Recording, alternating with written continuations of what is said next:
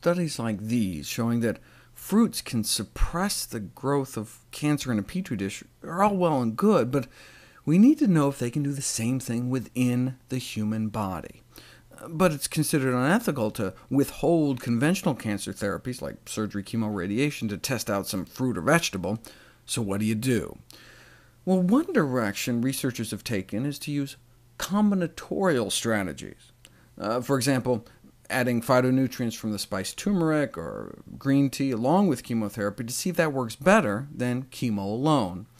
Well, this gets complicated because chemo and radiation often work by killing cancer cells with free radicals. And so antioxidants, though they may certainly reduce the toxicity of the treatment, there's a theoretical concern, at least, that it could reduce the efficacy of the treatment as well. Another way you can study the effects of plants on cancer is by testing dietary interventions on slow-growing cancers like prostate cancer, which is how Ornish and colleagues were able to show their apparent reversal in cancer growth with a plant-based diet. He could only get away with that because these patients were in an early watch-and-wait stage of cancer. Are there any other cancers like that? Esophageal cancer is not the cancer to get. 5-year survival is only about 13%, with most people dying within the first year of diagnosis. But the development of esophageal cancer is a multi-stage process, though. Right? You start out with a normal esophagus, the tube that connects your mouth to your stomach. It starts out fine. Then precancerous changes take place, and then localized cancer starts to grow, and then eventually it spreads, and then you die. But because of this well-defined stepwise progression of esophageal cancer, researchers jumped on it as a way to test the ability of berries, the healthiest fruits, to reverse the progression of cancer. A randomized Phase 2 clinical trial of powdered strawberries in patients with precancerous lesions of the esophagus.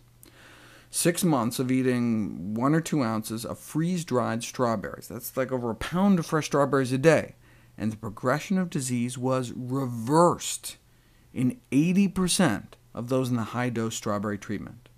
At the beginning of the study, none had a normal esophagus.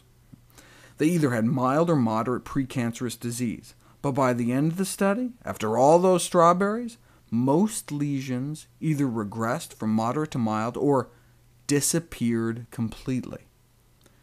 Here's some representative before and after pictures. Give some strawberries, and many went from moderate disease to mild, or from mild to gone. By the end of the study, half of those in the high dose of strawberries walked away disease-free. A drop of tumor markers, before and after. Some new chemo drug? No, all because of just strawberries, showing for the first time that dietary strawberries could significantly decrease the grade of patients' precancerous esophageal lesions. Cellular proliferation before and after treatment with strawberries. Look at that, right? And what's the side effect? Like get a little strawberry seed stuck in your teeth or something? Recent population studies also suggest that plant foods are protective against esophageal cancer, whereas diets with lots of meat and fat appear to double the odds of cancer, and lots of fruits and vegetables may cut one's odds of esophageal cancer in half. A diet rich in foods of animal origin, poor in foods containing vitamins and fiber, in other words, plant foods, may increase esophageal cancer risk. And now we know at least one plant that may even reverse the course of disease if caught early enough. The findings were heralded as groundbreaking in an editorial in the Journal of the American Association for Cancer Research.